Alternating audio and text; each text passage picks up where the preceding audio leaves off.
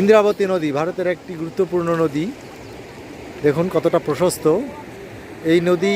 এখান থেকে প্রায় 100 মিটার নিচের দিকে একটা ভারতের বৃহত্তম এবং ভারতের প্রশস্ত জলপ্রপাত সৃষ্টি করেছে, যার নাম চিত্রকূট জলপ্রপাত।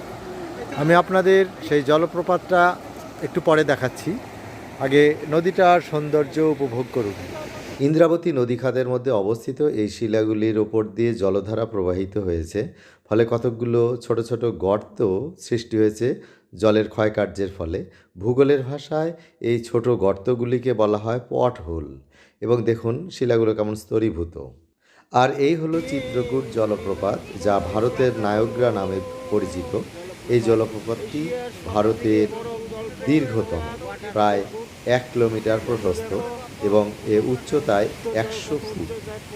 আর এই জলপ্রপাতটি ইন্দ্রাবতী নদীতেই সৃষ্টি এবং ইন্দ্রাবতী নদীর দৈর্ঘ্য 535 কিলোমিটার।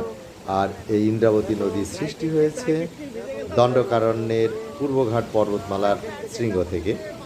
দেখুন সমগ্র নদীটি এখানে ঝাঁপিয়ে প্রায় 100 ফুট নিচে পড়ছে।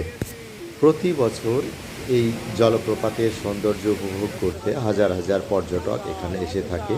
এই জলপ্রপাতের নিচে যে জলরাশি রয়েছে নদীর বুকে, যে দেখুন এখানে বোটিং করা যায়। আমরা এখানে বোটিং করেছিলাম এবং খুব ভালো লেগেছিল।